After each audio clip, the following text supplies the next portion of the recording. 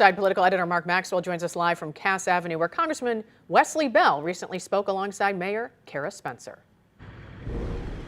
Yeah, and while the size of this sinkhole is spectacular, really there's not much else about it that stands out. It seems you can set your clock to sinkholes in the streets of St. Louis, but you might not always know exactly where they're going to pop up. But around here, it seems that April showers tend to bring crumbling sewer lines. And with two new local leaders in elected office, they're both eager to show they can do something about the city's aging infrastructure. 6 days after a startling sinkhole swallowed a sizable chunk of a St. Louis street, one of those things you really can't predict. Surprised spectators continue to stop and speak out in shock. I couldn't believe it myself, but it happened. Tyra Dunn takes the bus to and from her daily stops. It's been hectic for the drivers.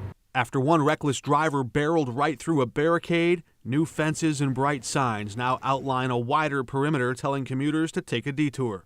Inconvenience. Especially for Antoine Wade. Yeah, I seen how big it was.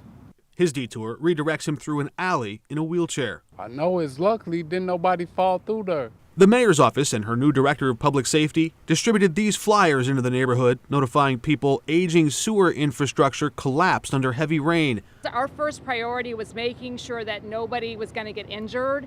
The city notice came with an estimated timeline of 2 weeks for construction crews to complete repairs, along with warnings to keep your distance and do not try to fix it yourself. When you see something, say something, because sometimes, you know, it starts with a dip in the ground, and then it obviously can expand. Old city maps suggest the sewers under this part of town could be 150 plus years old.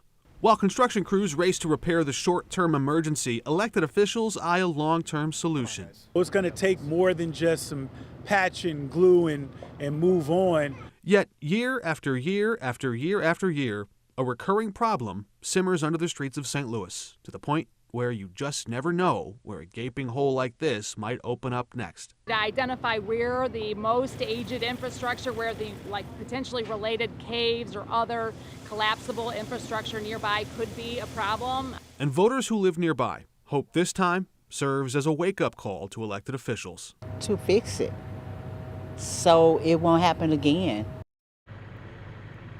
For Congressman Wesley Bell to actually unlock and deliver any federal funds to help repair or replace the city's aging sewers, that could be a heavy lift. But one other thing he's done is signed on to this act called the Sinkhole Mapping Act that urges experts to scan underground to find those danger zones where the ground is most likely to give way. Reporting live in St. Louis, Mark Maxwell, 5 on your side.